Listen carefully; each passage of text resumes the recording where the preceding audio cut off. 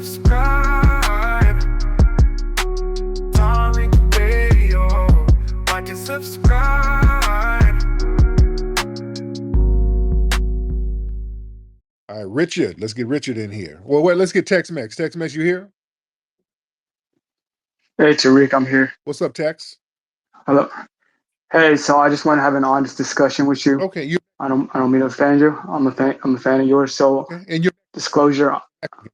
What's going on? you're Mexican, right?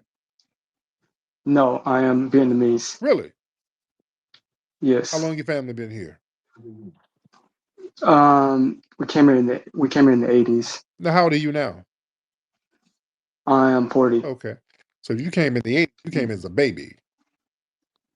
Yeah, I came here when I was 2. Okay. But I don't even live in America anymore. Where you live? I went to school here. I live in Vietnam and Oh, Thailand. cool. What part of Thailand? Phuket. Okay. It's like a beach Oh, town. yeah. I love Thailand. Beautiful place. So what's on your mind? Let's go. What you want to talk about?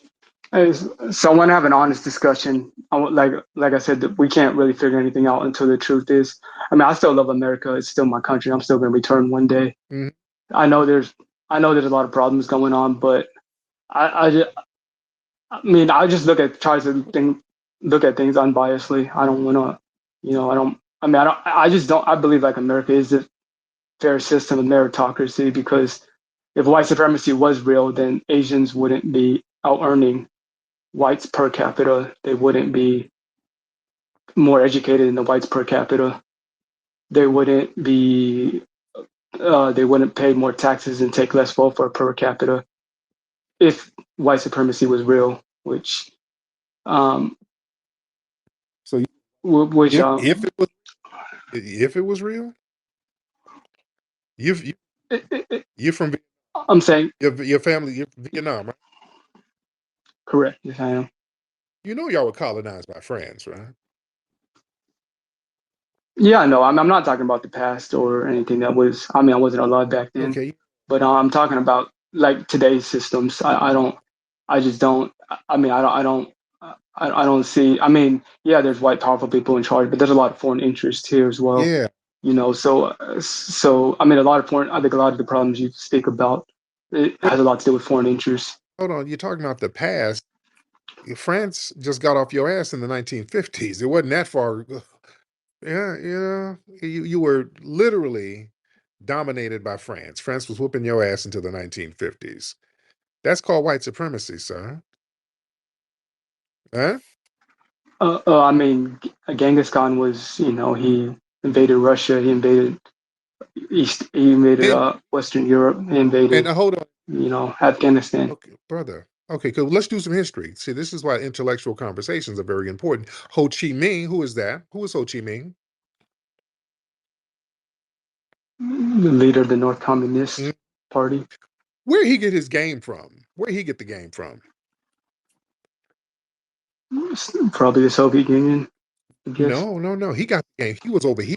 Ho Chi Minh came over here to America. He was with black folks in Harlem, and he got the game from us. And went over there and stood on business for his country. Huh?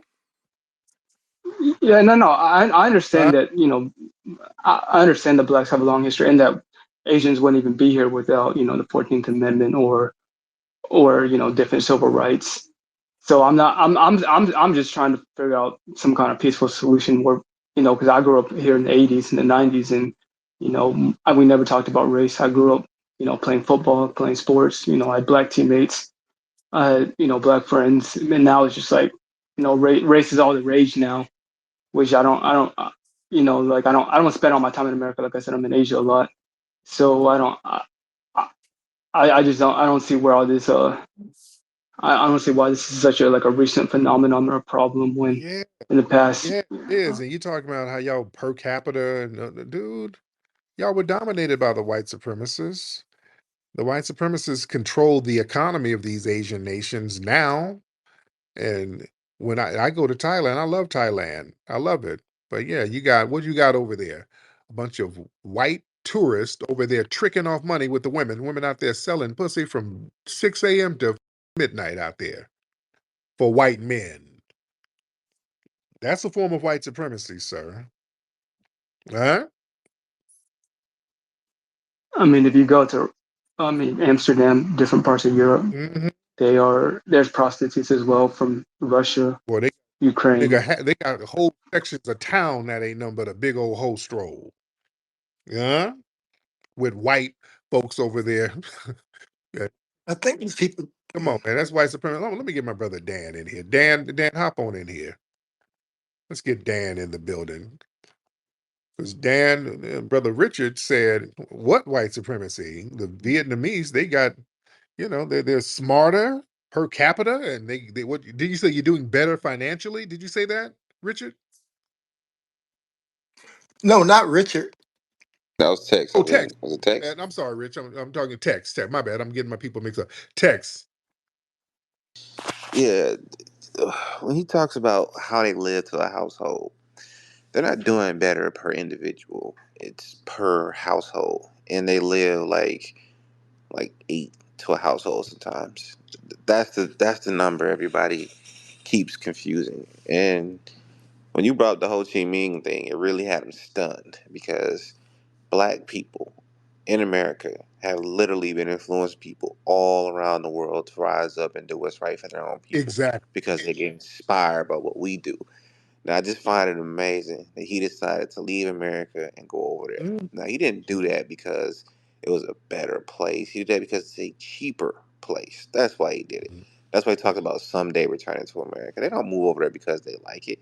And the only reason why white supremacist people are very kind to Asians is because they can rebuild their genomes inside the Asian women because their genes aren't strong enough to tune out those white genes most of the time. Now, granted, you can see it, but after a generation or two, they gone. See, they don't like us because of a number of reasons, but the main reason is we have the power to wipe out their genotype completely. mhm. You guys don't. Right. Mm, And then after years of colonization for the French, you know what the French people did? See, Flex was being kind. So this is what they did. When the white supremacists took over Japan in 1945, when they made them sign that surrender, the head of Japan offered hundreds of thousands of free prostitutes to all the soldiers and GIs who were there. They did the same thing in Vietnam. They don't view your women as valuable. They view them as prostitutes. It's like a kink thing for them. Oh, free sex. That's how they look at it. That's why we talk about when they go over there, they do sex tourism for their children. They even like the type of stuff that they do when they on those trips to Vietnam is yep. disgusting. But you know what? The Vietnamese government actually welcomes it. Mm, Like this is like be honest about why you're there. Are you married, Tex? No, I got a vasectomy and I do not have kids. I I do not want guarantee. So kids. we know what you over there doing right now in Vietnam. You got a maid. You live on a villa, probably too, right? Yeah, I got a maid. I mean, she works in the apartment building I live in. But Oh, yeah, okay. You live in an we apartment got building. her. Okay. Yeah, I You mean, be skin bleaching over there? I mean, the women here, they're during the day when the sun is out, they're covered from head to toe. You can only see their eyes, sometimes sunglasses You know because I've been there you before, know. right? Oh, that's cool. Like, I'm not Okay. here to So have why honest you got a discussions. lot of cis ones? What is that? I'm not having an excuse. I'm just telling you my experience. What would you? What? I mean, You I'm hear over that, here Tariq? for. You heard he just said? He said the women in Vietnam are covered from head to toe. shit. Head to toe in sunscreen Uh, uh, and baby lotion. uh, That's what they covered in, but they got Yeah, everything showing over there. What are you talking about, bro? I, Come I on, didn't say man. suns. I didn't say sunscreen. I said they cover themselves up like with like Oh, a Muslim woman, like a no, burqa or nigga, they whatever. don't. That's cap. You ever had a sombrero before? That's a Mexican hat. It's a big cap, nigga. Stop lying. Look, first off, when they come up first, if you over there and you look like you get any type of money, they fall to their knees trying to bring you into their little shops to get a quote unquote massage. mhm, man. Yeah. Anyway, you did the smart thing by not having any children, but we know what you over there doing. It's all good, man. American hard for some people. That's the reason why the white man love the Asians. 'Cause they don't have to work as hard. They're liberal daughters and moms and sisters actively hate white men these days. Look at it. They're having a whole civil war between the white family. So now you see those men going out doing what their grandfathers who fought in World War II taught them. Well, the Asian women, they're very submissive. The Orientals, they listen. They don't have these problems. They're just grateful to be alive. That's what you guys went over there for. And you seem to take that same mentality. See, unlike we as foundational Black Americans, did not take the attitude and opinions of our colonizer and internalize them and then spew them out. No, we push back against them all the time. We actively encourage you to push back for them. The guy Ibrahim Toure over in Burkina Faso said he took experience from Black Americans when pushing out the French. You guys welcome that shit. You talking about it was a long time ago. You understand the French still own most of the private interest in Vietnam right now? They the ones made prostitution popular over there. Matter of fact, they even sold brochures about it all through Paris. Like they even have these annual meetings where they tell people the safest places to go there for prostitution. Like man, come on, we gotta be honest about this. You said you want to have an honest conversation. You come back and the first thing you do is lie about them being dressed from head to toe. It's ridiculous. But appreciate it, Flex, man. Thank you so much, brother. I appreciate It's live for no it. reason. Yes, indeed. Brother. All right, brother Tex. You good? We're not trying to beat up on you, but yeah, you can't come in here with misinformation, but we clear a lot of that stuff up. You understand? I understand what you're saying completely. I mean, I'm just telling you my experiences. This is the girls I dated, the girls I've seen. That's what they do. I mean, I'm not lying. What if I'm lying about that? Do I see every girl in Vietnam? No, I don't. I see certain ones, and they. I mean, in our culture, it's like if you're darker skinned, it's you live near the equator. You are more likely a farmer. If you're more northern, you're further from the equator, you're more light skinned, so you can afford to live in the And, city. That's just the way our culture looks and at it. another thing, I'm not. slow down. And another thing, because again, I've been out there to Thailand, brother. You talk about ain't no white supremacy. Every other block in Thailand, there's a billboard for the goddamn skin bleaching. You seen it, haven't you? Hmm? Yeah, I'm not. I'm not saying that Asians want to be light skinned. I mean, in South Korea, they sell a lot of beauty products to lighten up your skin. No, But it's not. But not. They're not thinking of black but people. slow down, sir. In Thailand, there's big ass billboards all over Thailand about how to lighten your damn skin, isn't it? Hmm? Yes, but I see that as something that Asians want to do. I mean, it is the European beauty standard, and it's pretty Oh, standard across the world. that all right, And, yeah, and yeah. So don't tell me how much better you doing and you trying to be like white people. All right. That means they're doing better than you, or you perceive them as doing better than you. If you trying that desperate to be like them. So that's one thing I noticed when I was out there. Every other damn billboard was some damn skin bleaching. You go to stores, they got whole aisles of skin bleach. So yeah, let's tell all of it, brother. Because some of us have been over there, so we see what the real deal is. But anyway, Tay, let me get some more calls, man. Thank you, Mr. Tex-Mex. I appreciate you. All right. yes, sir. All Thank you. right. Y'all don't come in here. Don't come in here lying about your culture. Excuse me. Don't come in lying about your culture. We know. We done been to some of these places. We know what the real deal is. We know. All right. Good grief. All right. Should I get one more? Should I get one more call? Xander, what's up, Xander? Hop on in, brother. Hey, how's it going? Can you hear me? I can hear you, Xander. How are you? Yes, sir. All right.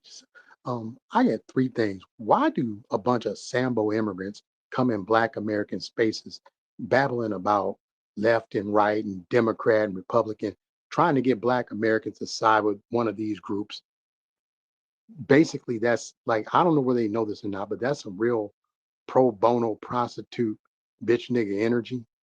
Well, yeah. Two, when I hear a bunch like when you're talking about these these people come in trying to claim Democrat left and right when they're saying that I think a lot of times what they're doing is they're trying to put black folks but especially Black Americans in a category to where they can blame Black Americans for white criminality since they're more likely to go out there and burn down, riot, and loot. Yeah. I mute. Yeah, that's what I was saying. Um, they use liberal as really a code word for us because they're not going to punish white liberals. The onus is always on us. And they punish the white liberals for allegedly supporting policies that help us. So we're always the main target. NRL, hop on in. Hello, I've never been in spaces like this. You haven't been in a space like this? No, I don't. I don't even know what FPA is. I wanted to join and find out. Okay. Now you're Jamaican? Yeah, my mother is. I've got multi Okay, heritage. your mother's Jamaican. What's your father? He came from Pakistan. Pakistan? Really? Yeah, Damn. yeah, I know. We got I know. It's the different mix. wow.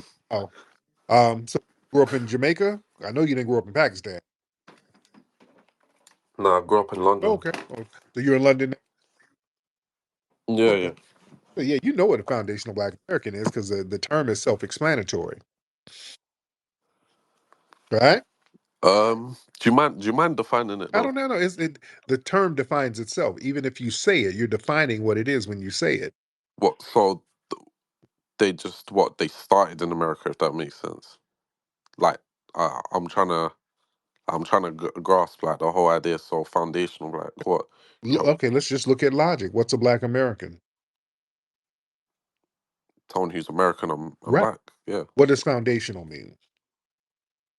like you started there, you helped to build America. Like Boom, that's boom. There it is. That's it. You just answered your own question.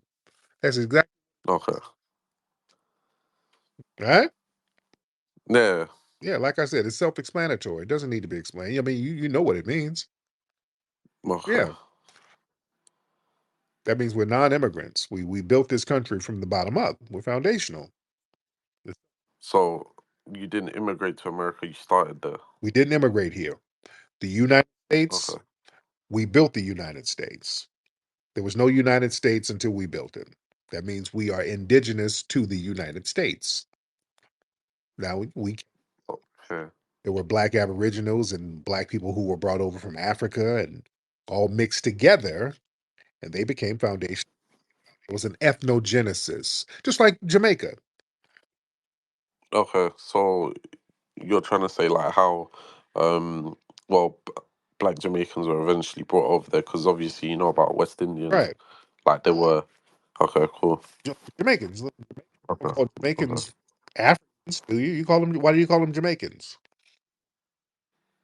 No, because obviously in the West Indies, like the Caribbean, before there was the I don't want to call them like original, but there were people that looked quite different. So they looked more, how would I say? They looked more like basically Indians. They looked like Indians and stuff Yeah, like that. They were the original, right. well, first people there in like Trinidad and stuff like that. But then obviously through things that have happened over history, we were brought over there, and yeah, Yeah. And then there were also the Black Caribs. You had some of the Aboriginal people who were the Black Caribs, and yeah, they were very, very Black people, and they mixed in with the Africans, and they had an ethnogenesis, and they became Jamaicans. Or if they were oh, Trinidad, they became Trinidadians. Right? okay. Can I ask you Yes, something though? sir. Alright, so it's called Foundation or Black America. Like, I'm presuming it's part of a movement. What's the goal of like the movement, if that makes sense? What's the goal of a Jamaican? I, I actually don't know how to answer that. I Same mean, thing. That's like, like asking what's the goal of a Mexican? Is so do you want to what like do you want more recognition in America? Do you want to like claim I don't know claim something that's owed to you in America or like again I'm just trying to like think about what it is in that sense. the same, like it's like a Jamaican. What's the goal of a Jamaican? We just that's our lineage. No matter what we do, that's not going to change our lineage. If I Okay, want to get reparations or fight for it, that's good. If I don't want to do that, if somebody says I don't want to do no reparations, I don't even want reparations, That doesn't change their lineage. They're still a foundational Black American. No, facts. But what's your so wait your lineage? You okay? So I understand that's your lineage, but would you like want like is there no like end goal like for like foundational Black Americans? Like, I just want to know what is. Goal? What's the end goal for any lineage group? What's the end? Why do we have to have an end goal? Why doesn't why would a lineage have an end goal? No, because I presumed it was more of a movement or something. That's why I Well, thought because like there's let's say there's movements, a you have go on. there's a renaissance right now. There's a foundational Black American Renaissance movement to just recognize and appreciate the lineage. Okay, all right, I understand you. So it's more about recognition on a group and It's like, been res- to America before? yeah, I've been to America multiple They have times. in New York, they have the Caribbean Day Parade. Yeah, they do, Right. they Why do. do they do that? I'm presuming they have a very strong Caribbean community because when I went to Brooklyn, there was quite a few Yes, there's Jamaicans and a lot of stuff. them out there, I went to Flatbush. I got family there, deep out so there. So why do you think they have a day or a week or whatever to commemorate their Caribbean lineage? Why do you think they do that? I don't maybe because their community is quite strong and they just like try to push it if that makes sense. But So do they have a goal, or do they just want to recognize their lineage? And I guess just recognition really and just celebrate their right, culture. that's exactly what we're doing. All we're doing is celebrating foundational Black American culture. There's no goal. It's just we're celebrating our culture. We're not, we don't want to be treated generic Africans because that's people try to erase you when they do that, and then they try to co-opt and then erase your culture. So we're appreciating our culture just like every other group. No goal, we're just recognizing our lineage and paying homage to our ancestors and showing respect to our unique culture and heritage and lineage. That's it. Okay, all right. But you said African. So do you not want? Obviously, you don't want to be grouped with, let's say, someone who is from like sub-Saharan Africa or North Africa or wherever. You don't want to be grouped at all with them. You want to be grouped with found like as your lineage, What which do you mean? is foundational Black America. So you know how let's say, how can I say this? Right. So if let's say I live in the UK, yeah. All right. Let's say there's people that are I don't. All right. Let's say there's people that are from Jamaica. Let's say and they come to the UK. Would you call them? I don't know the same thing like a foundational person to the UK, if that makes sense, or no? I'm lost. You kind of lost me on. Okay. So you're trying to. So you were saying about what was it? Africans. So you don't want to be grouped with like other groups. You just want your group to get recognition, which is foundational Black What do you Americans. mean? And us I don't want to be grouped where, grouped how, grouped by who. like grouped with you basically want a singular group recognition. Like if like I was to say, I don't know, South Asian, you're grouping like multiple countries. You get what I'm saying? Whereas if you're to say, and there's some people that may look South Asian and they may not be from said part, if that makes sense. They may have been somewhere else in the world. So you don't want to be like grouped with like just being called like an African American or something like that. You want to be recognized as, oh, he's foundational Black Right. American in We're comparison to African. not these other groups, when they get a win, they make sure their specific group is going to be recognized. Do you understand what I'm saying? Yeah, All yeah, right, yeah. let's be very clear. They're the main ones delineating if they get a win. If they win an award, if they get a PhD, they're going to say with their full chest, I am Jamaican. This is Okay. Nigeria. This is for South Korea. They're going to go out of their way to delineate, to give that group a win. And that's fine. We do the same thing. We want to do the same thing with some of our wins because we have a history of sharing all of our wins with everybody. We got this thing where everybody can just come in our culture and be a part of it. And then what happens is people start disrespecting it and then co-opting it and then try to make us guests in our own culture and then tell us that they we created it and we got it from them. And it gets a little disrespectful.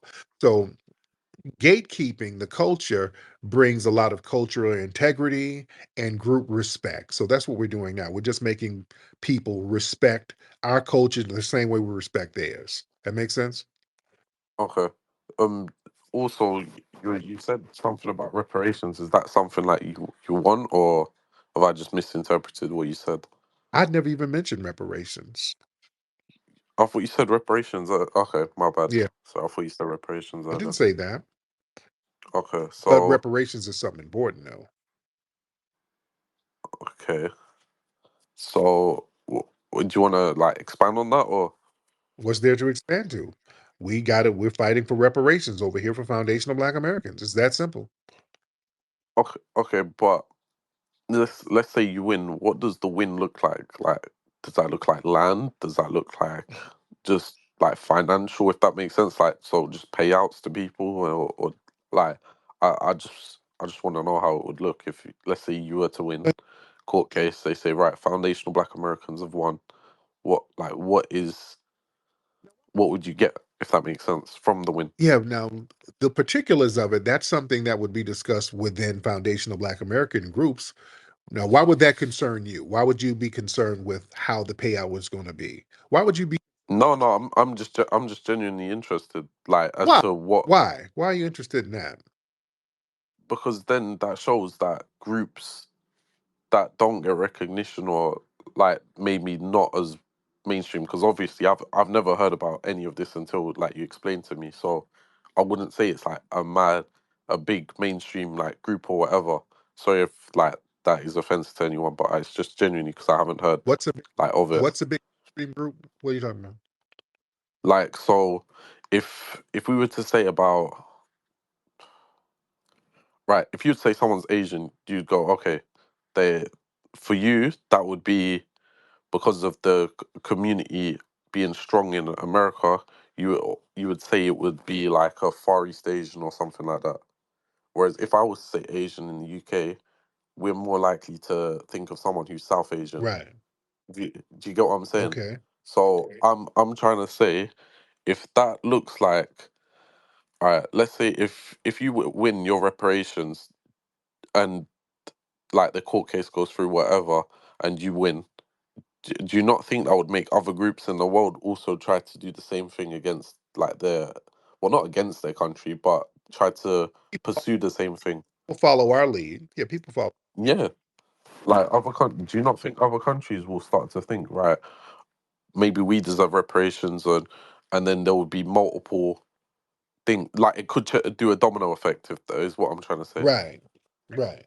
Well, they got something already in the Caribbean. They got their own form of it called CARICOM, where the European nations are getting together trying to get reparations from the European powers. So, Yeah, of yeah. course. So, but people are watching us and they're watching what we do. And also, another thing, you get a lot of non-FBAs who are over here working with the white supremacists to actually sabotage our reparations. And that's been a major problem. That's why delineation is very important, because what they'll do, we'll fight to get a reparations task force and then we'll get it. And then what they'll do, the white supremacists will do a little trick bag move by putting a bunch of Caribbeans on the reparations task force. And those Caribbeans, they're not even qualified to get reparations. So low key, they're sabotaging what we got going on, and everything gets stalled out because you have a bunch of people who have dual allegiances and their allegiance is not towards us. So that's why delineation is very important, where we just can't be lumped all in with each other when it comes to lineage-based issues. That makes sense? That, yeah, yeah. So I get what you're saying. You don't want to be grouped in because it could affect how the court proceedings could go for you. Right. And when you say lump, Okay, cool. we got to put it in context. Like if, we're somewhere having, if there's a case where a black person, an African or a Caribbean person is being harmed by the cops or whatever, we'll stand up and fight for justice if they're on code, if the family's on code. We'll fight for justice for that person because we see them as an extension of the melanated family globally. But when we talk Yeah. lineage-based tangibles and things that are supposed to be given to us, then we have to delineate. Yeah. Okay. Right. Right.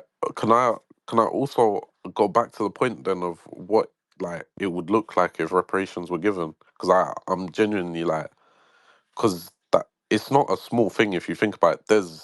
If it's not just you, like, listen, there's 1,900 people in this space. Like, God knows how many like people there are that group themselves within foundational Black Americans. The reparations would be massive. Like, I'm genuinely intrigued as to what the reparations would look like. Would it be, I don't know, Same thing as red Native Americans. It'll be the same thing. oh, so you're talking like literally a land split, if that makes Land sense. money, the same thing. Red Native. Wow, that's a okay. Yeah, All right. So we're trying to get in if that pattern same vein as the red Native Americans. They get cash, they get land, tax-free status, sovereignty. They get their own hospitals. So we want something in that same vein. So that's what we're looking at. exactly the same or just Exactly the same. But let me move. Let me get some more calls. Okay. Because now it's just getting a little boring at this point. All right. Thank you, brother. Let me get some more calls in here. All right, Sebastian, hop on in. Mr. Sebastian, hop on in Dallas. Are you still in here, Dallas? Yep, I'm here. What's up, Dallas? How are you? What up? What up? Thank you for all the knowledge you be dropping. Yeah. I just wanted to basically say this to the Asian guy that was on talking about the household income stats because they love to bring that up, but just want to let y'all know, and y'all can look this up. Like that, household income stats are surveyed. They're not like taking your actual paycheck or your tax returns or anything like that. So we know how tethers are sometimes with the truth. So just be aware of that. It's not really like coming from your paycheck or anything like that. So it's probably Right. not really a reliable stat to be like regurgitating. And they also only survey about 60,000 people. So just keep that in mind when y'all come up here talking about the household income. But that's pretty much it. Thank you, brother. I appreciate you. Let's get Sonnet. Let's get Sonnet in here. Let's get Sonnet in the building. All right. Sonnet, you in here? I cannot hear you. All right. Let's get ABM. All right. ABM. Yes. Oh yeah. I'm here, Mr. Tariq. How you doing, ABM? I'm as well as can be, my friend. How are you doing? I am good. What's on your mind? Yeah, man. I'm gonna be real quick about it. Um, I'm from Zimbabwe, Yes. right? I love my country, and Are you I in the really UK right now? Are you in the UK? to the now.